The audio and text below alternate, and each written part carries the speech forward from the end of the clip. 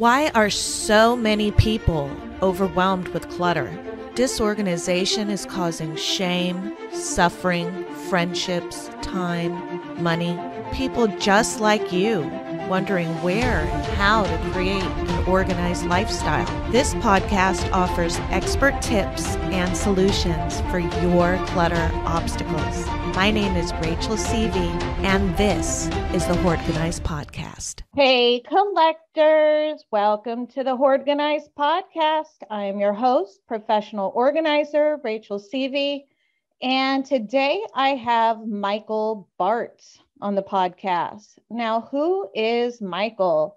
Michael's a Canadian actor, writer, and generally a creative person. He's also the producer and host of the In Over My Head podcast, and it follows his journey to lower his environmental footprint by building a 175 square foot off-the-grid tiny home.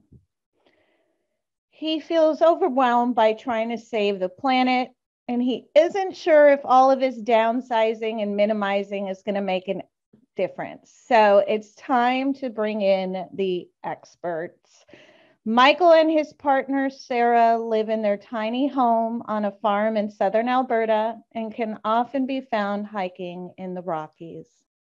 Hey, collectors. Today I have Michael Bartz on the Hoardganize Podcast. Welcome, Michael. It's lovely to have you here. Yeah, thanks so much for having me, Rachel.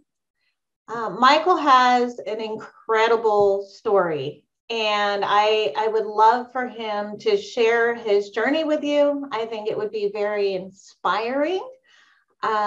So tell us a little bit about yourself, Michael. Why are you here on the podcast? And tell us your story. I love it, but I think everyone else will too. For sure. Yeah. So I'm Michael. I live in Canada, and I live in a off-grid tiny house that I built myself. It's 175 square feet, and it runs on solar and propane, and we live on a farm. And that's partly the reason I'm on your show today. Yeah. Oh my gosh. I'm so jealous. It sounds kind of interesting because most of the people that I work with have an abundance of things, but I think everyone has a part of them that would love that. I mean, I would love to live in a tiny home on a farm. And, but I think what even hold me back and what holds most people back is how did you get rid of all your stuff? What was the process? How did you go from just living in a house? How did it all start?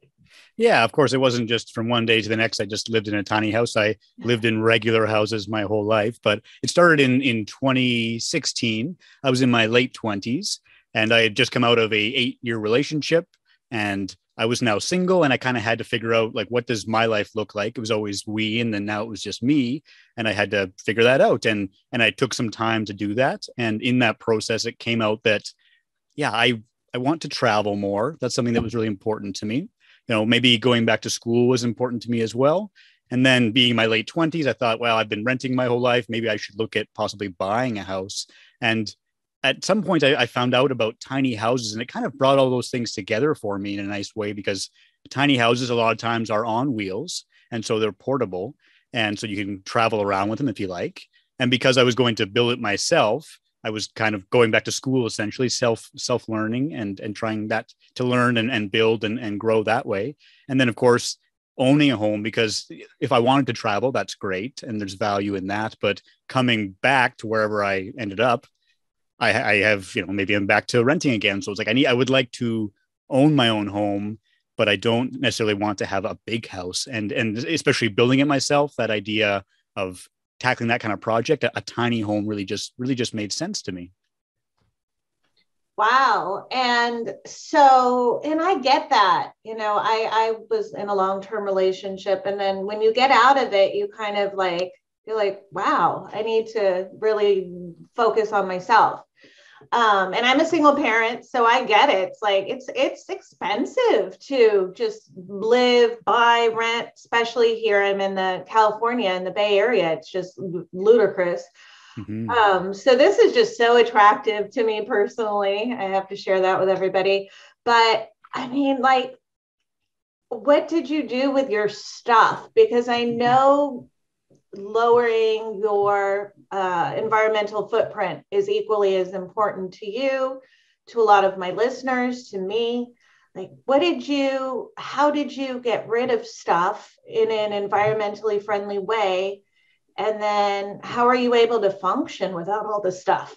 Right. Sure.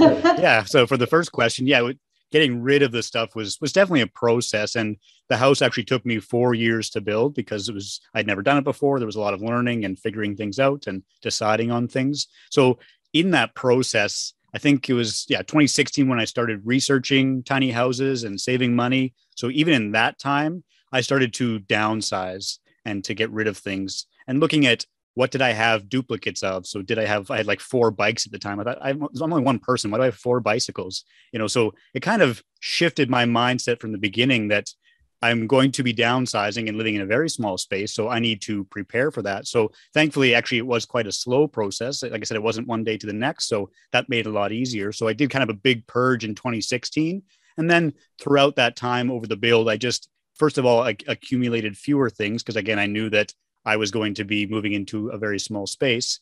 And then also getting rid of things as well that I didn't need. So an example is in the kitchen, instead of having a lot of gadgets, a lot of different things to do different things in the kitchen, you could have 1 or 2 items that would actually serve that purpose. So my classic example is a cast iron pan, right? It's very multi-purpose. It lasts forever. You're not buying an aluminum frying pan every few years. It's going to last you a long time. So it's environmentally friendly. And it also clears up space in your kitchen.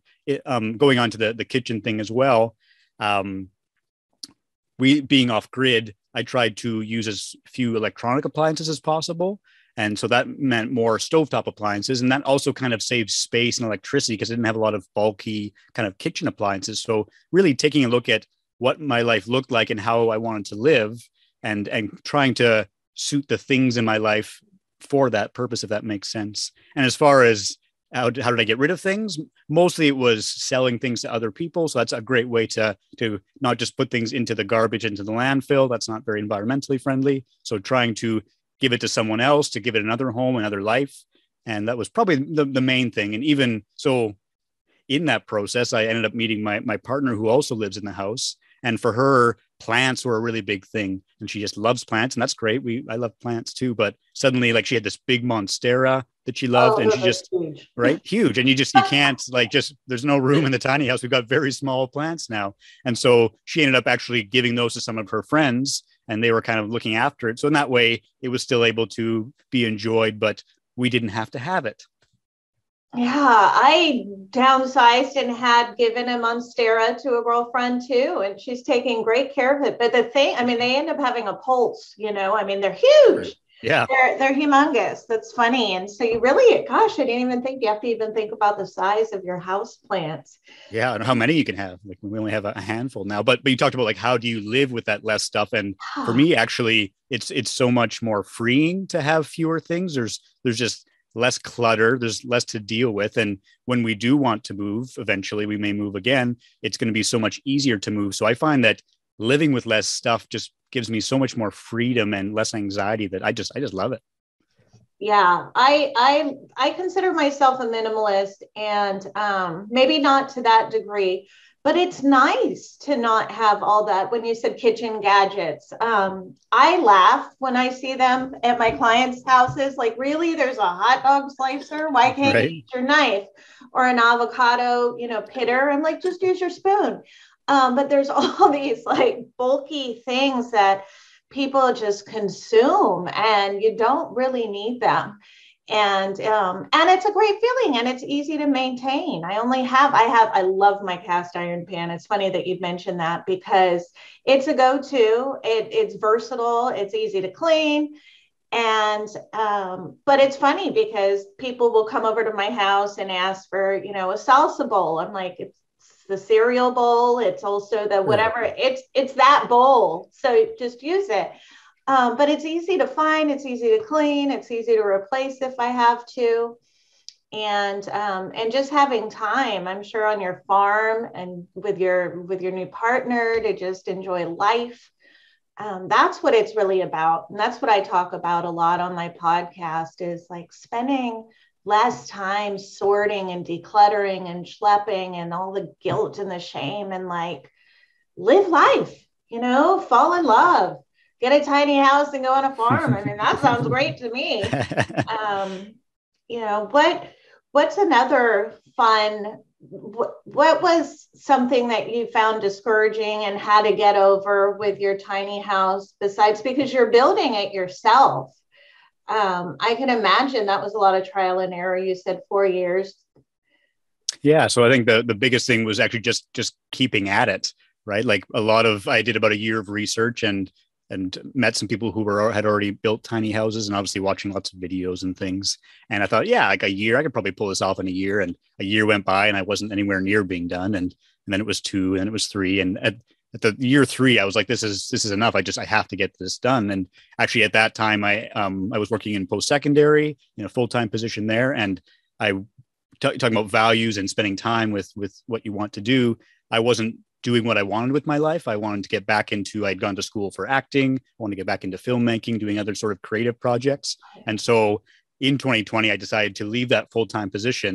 And I spent the next year full-time working on the house and finishing it, and then pursuing those creative endeavors as well. And so it was really just day in and day out, finding the time and making time to work on it, because it was much like if you were to declutter and get rid of a whole bunch of stuff, like it's emotionally draining. And it's like, I can't do this. I don't feel like I can do this.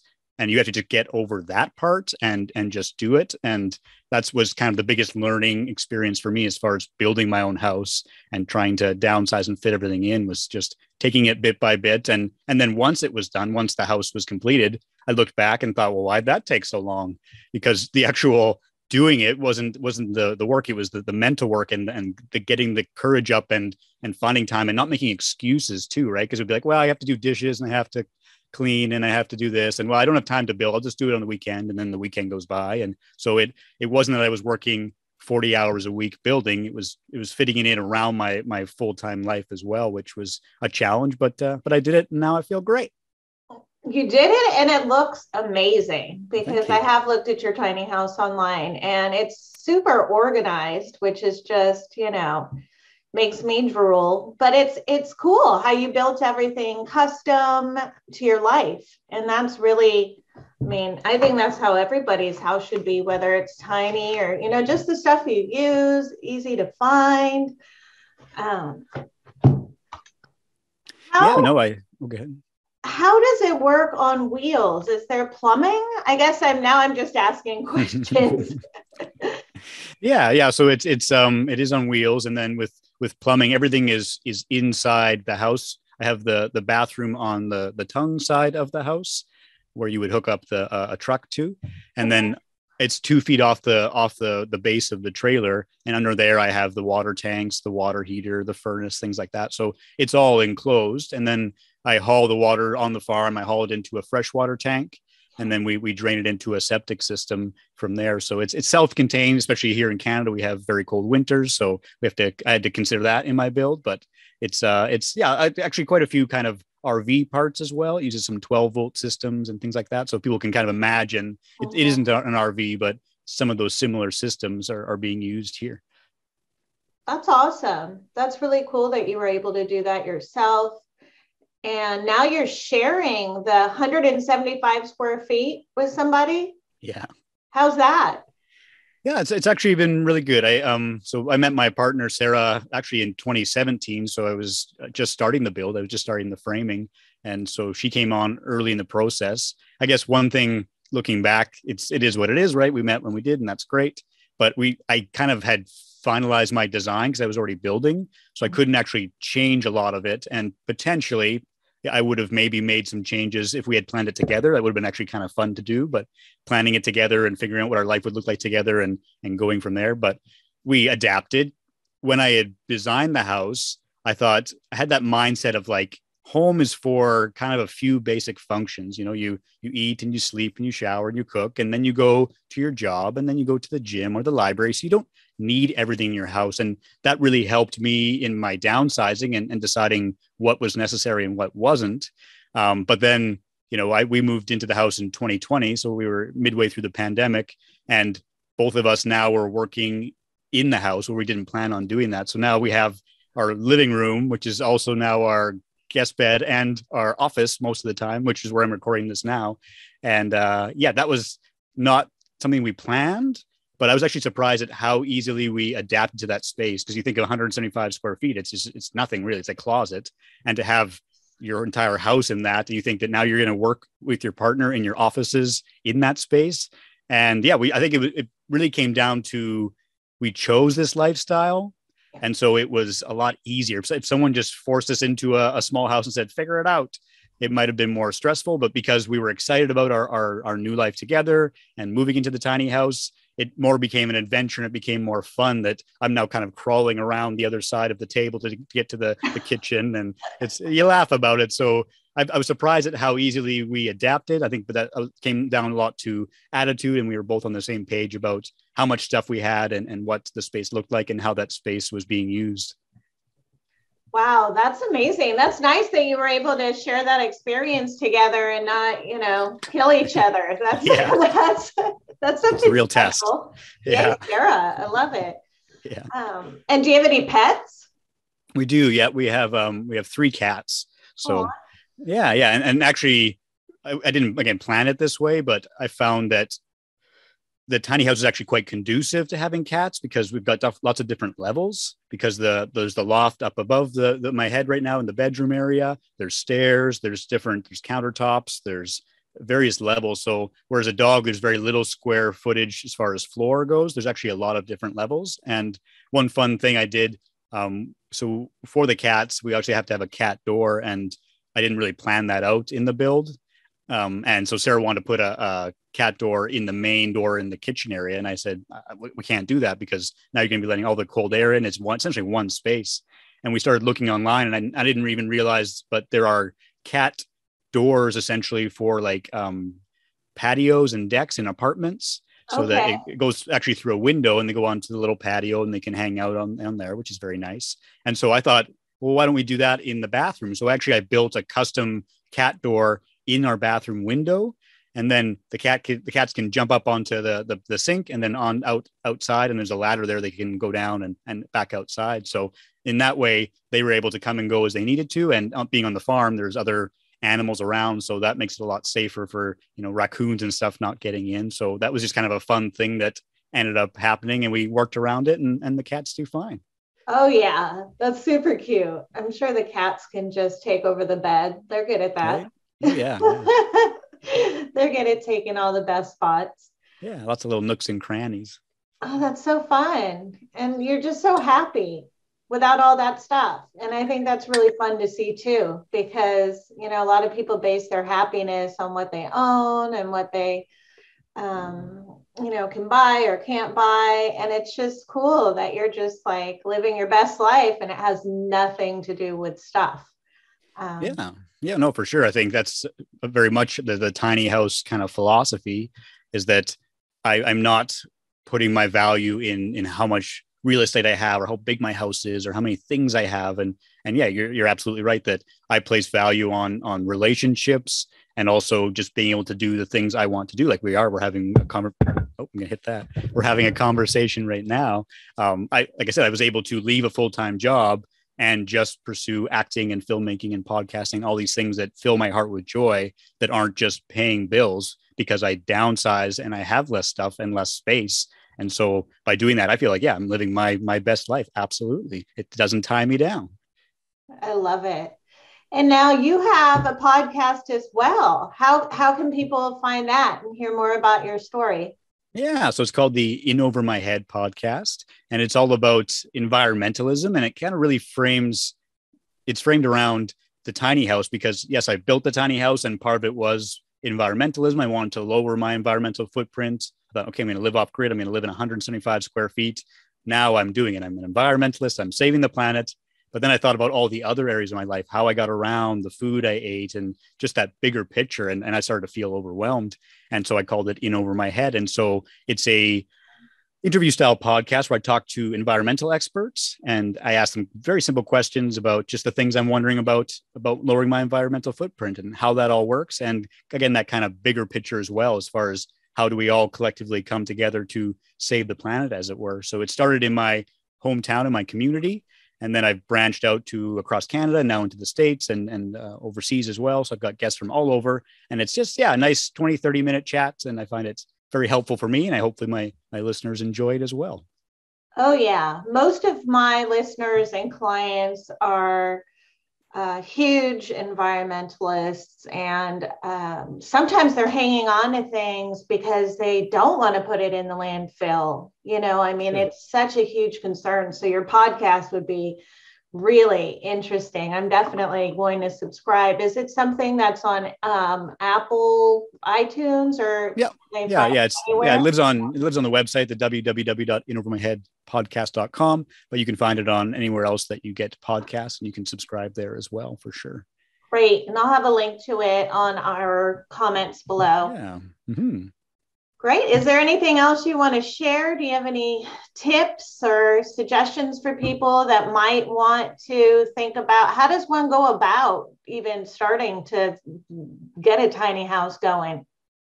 Yeah, there's a lot there for sure. I think you really have to look at what your skill level is, for sure. So if you're someone who is not handy, that's okay. There are places that build tiny houses. You can get a used tiny house. So definitely don't let that stop you thinking that, I can never build a house, so I can never live in a tiny house.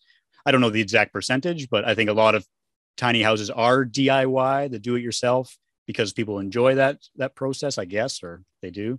But there are a lot of people who just don't have the skills or the time, so you can buy even just a shell that's mostly done. You can just kind of do the inside. So you can look online, do some research, especially being in the States. There's a bigger movement in the States of tiny houses. So definitely checking that out. And then I think my kind of general advice would be not to have everything be perfect. Like I talked about earlier on, like we didn't plan for an office and then we just made that work because that's the space we have, and that's fine. So do as much planning and research as you feel you can, but don't feel like you have to figure out every single thing or you have to categorize, okay, I only have 175 square feet and what do I need to get rid of? Because the way that we did it, we actually moved onto the farm with everything we had in our bigger house. It was about 800 square feet, if I remember correctly.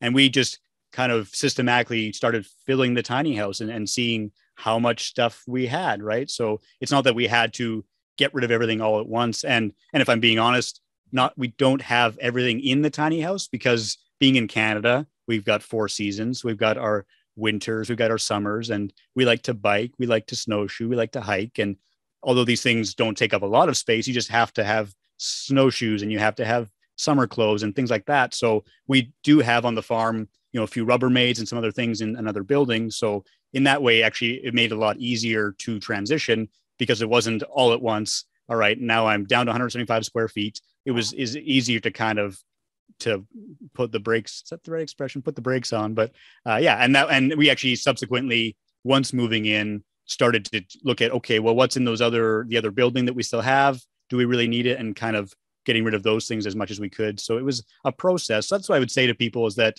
if you want to do this, even downsizing or decluttering, in my experience, is that it is a process and you don't have to get it perfect, and just doing a little bit every day, like with my tiny house, or as we've talked about with saving the planet, right? It can't all be done in one day. So take it a bit by bit. And I think another thing is maybe as far as building the house, and maybe this also connects with decluttering, is having that support network as well. In that I didn't build the house by myself, although I did all the work. I had friends who I was talking to who were inspired. I had my partner. I had people I was meeting. As I mentioned, I went I didn't mention that, did I? I went to Colorado for the National Tiny House Jamboree in 2016. So a convention of tiny houses and meeting people there. So building that support network and meeting other people who were living unconventionally, as I call it, really helped me in my process. So I think the more that you can, even with this conversation, like hear about someone who is living in a tiny house, like, oh, that's amazing.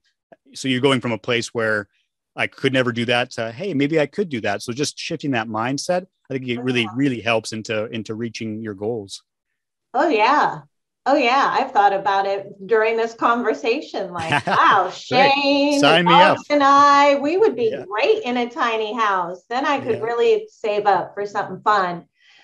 I'm serious. Well, thank you so much. Is there anything besides the In Over Your Head podcast where people can find you? I know that you have lots of interviews out there.